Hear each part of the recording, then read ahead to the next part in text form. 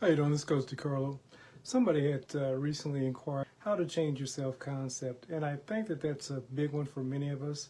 And so hopefully I'll be able to touch on some of the tools that will allow you to do that.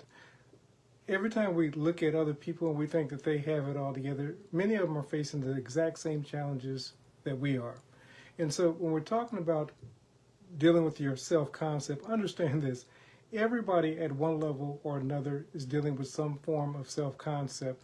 Now, just because speakers, gurus, or whatever get online and they give you the impression that they have it all together, they don't.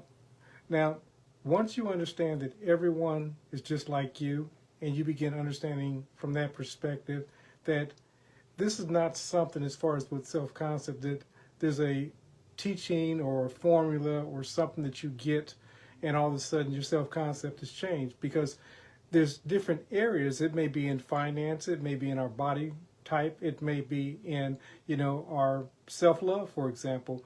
So there may be various areas that we're dealing with when we're talking about self-concept. So there really is no one video that you're going to listen to. There's not going to be one teacher.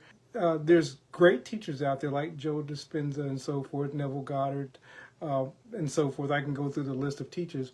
But ultimately, as far as self-concept goes, you're going to have to try some things, fail at some things, do some things. Me, for example, I was extremely, and I say extremely to a point of painfulness, I was an extremely shy child. And so even the first year that I was supposed to go to school, when I got there, I basically cried the whole day at school. And when my mother came to pick me up, I told her I didn't want to go back. And so she said, well, you don't have to go back. And that was my first year of school. And so the following year, did the same thing. She said, well, no, I have to work. And so I'm just letting you know that how painfully shy I was. And a lot of my shyness, I did not get over until I went into the Marine Corps. I mean, even when I was in high school, middle school, elementary school, I was an extremely shy kid. And so me speaking in public and doing what I do now, you would never know that. But there were some things that I had to overcome. Everybody has to overcome something. But the biggest thing is we have to delve in and take the small baby steps. And we have to challenge those limiting beliefs that we have about ourselves. As we begin to challenge the beliefs, as we begin to step outside our comfort zone, point in case, when I went into the Marine Corps, one of the toughest services in the United States, people said, you're not going to make it as a Marine and so forth. I was probably 130 pounds wet, so I was much lighter than that when I was dry.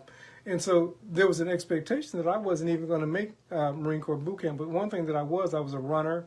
I was in pretty decent shape, so that was to my advantage. And I was pretty mentally tough, even beyond being shy.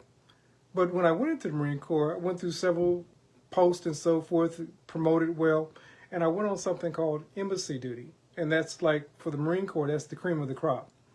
And as an embassy guard, I was in Korea at the time, and again, still shy, but I wanted to dance. And I told myself that if I wanted to dance, I had to be told no. And so I'm a black male in a foreign country, and people had their ideologies about black males. So me approaching a Korean woman, for example, first and foremost, I was getting no. But I determined that I was going to have a good time, and somebody was going to say yeah. As I continued to go out, sometimes I would just dance by myself, so that kind of helped get over the shyness. But pretty soon I started finding people that wanted to dance with me because they saw that I was out there having a good time. Life is like that. You have to approach life and say, somebody's going to tell me yes. I'm going to get a yes somewhere. Somebody's going to see what it is that I have to offer, and they're going to begin benefiting from what it is that you have to offer. And the more you tell your story, the more you're going to find the people that resonate with what it is that you have to offer. I would often tell somebody, say that you want to attract love, then start doing a workshop on attracting love. Say you want to be in better health, then start doing a workshop on improving your health. Whatever it is that you want to attract, begin putting that as a part of your life and begin sharing that message. What we often do is the opposite. And what do I mean by that? We continue to tell people all of our woes, all the things that's wrong with us, all the things that are not happening in our lives. So the only thing that we can get at a conscious, subconscious level is more of what we say that we don't want. If you want to begin not being as shy, begin telling yourself, I'm not as shy, and begin taking steps. Ask one of your coworkers to go out to lunch with you, whatever. But do something and listen, the point is not whether they say yes or no. Sometimes they're going to say no. Some are going to say yes. But the point isn't if they say, it's you stretching yourself to become the better you. And a lot of times, getting to the better us, as it were, it looks like a lot of no's at first. But I guarantee you, if you keep doing it, somebody's going to say yes, because somebody's going to see the value. But the other thing is, you're going to see the value in yourself. And as you progress and you continue to do it, it's about repetition. You know, the funny thing is when we see a child beginning to walk, that child stumbles. Nobody says, oh, child, you need to give it up. You'll never learn to walk. We congratulate the child. You need to do the same thing on your small victories. Mr. Linda will often quote Pogo, and it says, you know, I found the enemy and he is I. We're often our own worst enemy by way of our self-talk. As we begin to change our self-talk, and a lot of times what I'm going to ask you as creators, what is it that you're pouring into yourself morning, noon, and night? And it's wonderful to listen to teachers like Neville Goddard, Joseph Murphy, Joe Dispenza, whomever your teacher is of choice, Esther Hicks. All of these are great teachers, but listen, understand, they've got theirs, they're getting theirs. Now it's time for you to get yours, but the only way that you're going to get yours is doing what it is that they say that resonates with you. You have to begin making a commitment to yourself. As you make that commitment to yourself, whether it be in health, in relationships, in finances, you begin taking the small steps, learning more about whatever that arena is. The more you learn, the more that you have capacity to grow. When we don't learn or we stop learning, the only thing that we can pull from is the latest information that we have within us. Now, I'm not saying that there can't be sometimes divine revelation, but even with that, you have to be open to it, and you still have to be pouring something into yourself. Now, beyond pouring into yourself, then there's implementation. You got to begin exercising what it is that you're trying to renew in your life. So if it's, say, better relationships or more relationships, better health, more money, whatever that thing is, begin learning about that and then exercise what it is that you've learned about that. In my short YouTube clip about T. Harv Eker, The Secrets of the Millionaire Mind writer, he says, listen, when he was about 30 years old, he was in his parents' house and his father called him a loser and said, what are you trying to do with your life? And he says, I'm trying. He said, but if you really want to be successful, then why not study successful people? Harv Eker said this. He said, listen, what I started doing was going to the library and pouring into myself all of the successful business people that I could find. And in 6 months, I created a business that was well over $1 million. Now, I'm not saying that in 6 months your life is going to be radically changed that much, but you have to at least begin to move in the direction of the thing that you say that you want to do, be, or have. As you move in that direction, as you're using and practicing the principles of all the things that you're pouring into you, some of these things are going to click. And understand this. If you're utilizing a Neville principle or a Joseph Murphy principle or a Joe Dispenza principle, and it's not working for you, trash it and try something else. You have to find what works uniquely for you. Everything isn't going to work for you. But as you discover the things that work for you and you begin implementing them, you're going to find some success. Once you find the things that are working for you, do more of that. The things that are not working for you, do less of that. And then try something new. Life is an experiment. Your life is an experiment project. And in order to have a good experiment, you have to have the successes and the failures. Failure isn't a bad thing. It's just telling us that we're not on course. They say that with an airplane, when that airplane starts off, it starts off way off course, but little by little it begins to make adjustments into its destination. When we start off and we use our GPS to get from one location to another location, initially we're not at where we want to be, but we at least need to know where we're at and where we want to go. Once you get a picture of where you want to go, then anything that doesn't line up with that picture, you discard it. You continue to hold on to the things that are taking you to where you want to go. I was listening to a young lady, Reagan Hillier. She was saying that when she started 10, 15 years ago, she was telling her boyfriend at the time that she wanted to be successful and she wanted to be a millionaire. Now, understand this, when she started, she only had $8 in her pocket. She didn't know where the money was going to come from, but she started. She started doing videos. She started doing what she knew to do where she was at the moment. And she continued on doing that.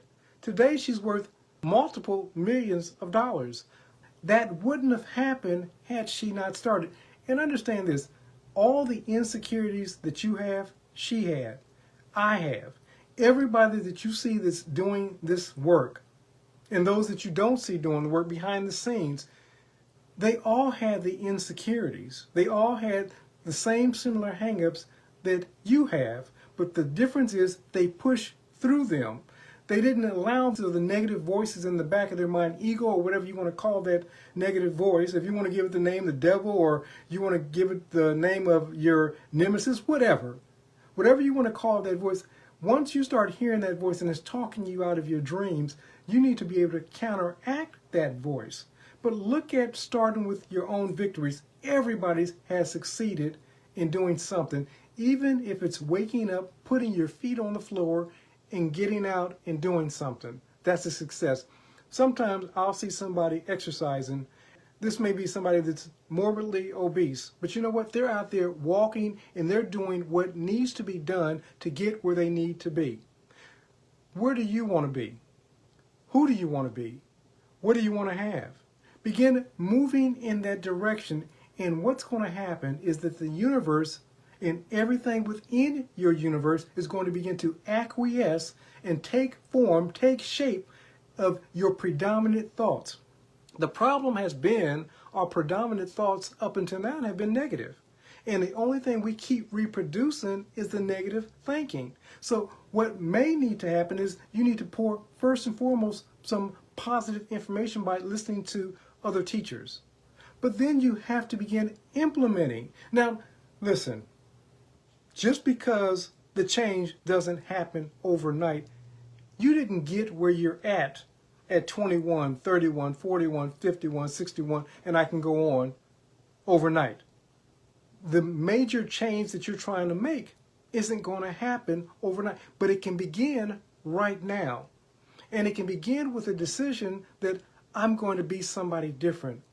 I'm going to allow myself to be prosperous. I'm going to allow myself to be in a loving relationship. I'm going to allow myself to be in better health. Whatever that story is, or all of the above, or something altogether different, it doesn't matter. But you have to make a decision. Now, understand this, when you start making this decision, to be honest with you, it's going to seem like all hell breaks out. Because what's happening is you're going through a growth process. And a lot of times when you're going through a spiritual growth process, the exterior seems to come up against you, family members and so forth. And going back to Reagan Hillier. So she was on this abundance journey, had $8 in her pocket. She had been bouncing from place to place, staying with friends. There was nothing in her life that showed that she was going to become a multimillionaire. Nothing. But she started seeing it in her mind first. And as Mr. Lindell says, it's only new as ideal. Everything else is secondhand. But she saw it as an ideal. She saw it as being possible. See the thing that you desire as being possible. Don't worry about how it's going to take place. Just see it as being possible. As you begin to see this thing as being possible, and you start planting the seeds of possibilities, and how do you plant the seeds of you just start seeing this as a living from the end experience. You start believing. You start acting as if, even though the world without does not reflect what it is that you're contemplating in your mind, you keep moving in that direction. You keep practicing the tools that you know. And as you continue on this path, what you're going to start to notice is little things at first. People's attitudes changing towards you. Your attitudes changing towards yourself. You being able to do things that you didn't even think that were possible. You're going to start seeing life change. And then over a course of time, the person that you imagine yourself to be is going to be the person that you are. But you have to give subconscious mind, universe, something to work with. And that's why I tell people you have to decide on who it is that you want to be, do, or have. You have to give your mind something to work towards. As you give your mind something to work towards, it's going to begin to shape your world according to the blueprint that you've set in your mind. Moses was told, go and carry out the plans that you saw on the mountain. And so basically he built the temple and everything else in the wilderness. We're called to do the same thing. Go and build out the plans that you saw in your imagination. When you begin giving your subconscious mind something to work towards, because now you've given it a vision of who it is that you want to be, do, or have, you're a spiritual being having a human experience. Now, what does this mean and why is it significant to you? When you begin to understand that you're a spiritual being having a human experience, and you begin dictating to spirit who you want to be, do, or have by way of the things that you're imagining yourself to be. Imagining is the key. Neville will often say feeling is the secret. But when you begin to imagine with feelings a better concept of who you are, you're setting in motion your prayer. Most of us, when we're thinking about who we are, we're seeing the negative person of who we are supposed to be. So, of course, only thing that subconscious mind can do with that is reproduce more of that. You change your self-image this way, by imagining you're somebody else different. In the story of Moses, God said, Moses said, we need a deliverer. God said, you go. You're saying, I need a deliverer. God says, you go. Moses started giving all these reasons, like we all do, why he couldn't go. God told Moses, I'm going to go with you. He said, well, who should I say is going with me, as it were? He says, say, I am. Moses understood at that point that he and this divine source, this infinite intelligence, were one. You have to begin to understand that you and God power, God's source, is one. Anytime you say I am, I'm not smart, I'm not good enough, I'm unattractive, whatever you're linking with I am, you're impregnating God's presence in you with that thing that you say that you're not. So the only thing that you can see in your world is what it is that you say that you are not. But when you begin to change that conversation, you say I'm beautiful, that I'm smart, that I'm more than able to accomplish whatever it is that I've set my mind to accomplish, then you begin to impregnate that into your reality. And pretty soon what you'll start seeing is more evidence of that. Now, will we see setbacks? Of course, but you can't let the setbacks move you. Whatever you commit to yourself to do, then do what it is. But listen, creators, if you want to change your self-concept, start seeing it as possible. And listen, as it's been said, whatever the mind of man or woman can imagine themselves to be, do, or have, they can achieve. Your mind is so powerful, but like I said, you have to first and foremost understand that you're a spiritual being having a human experience.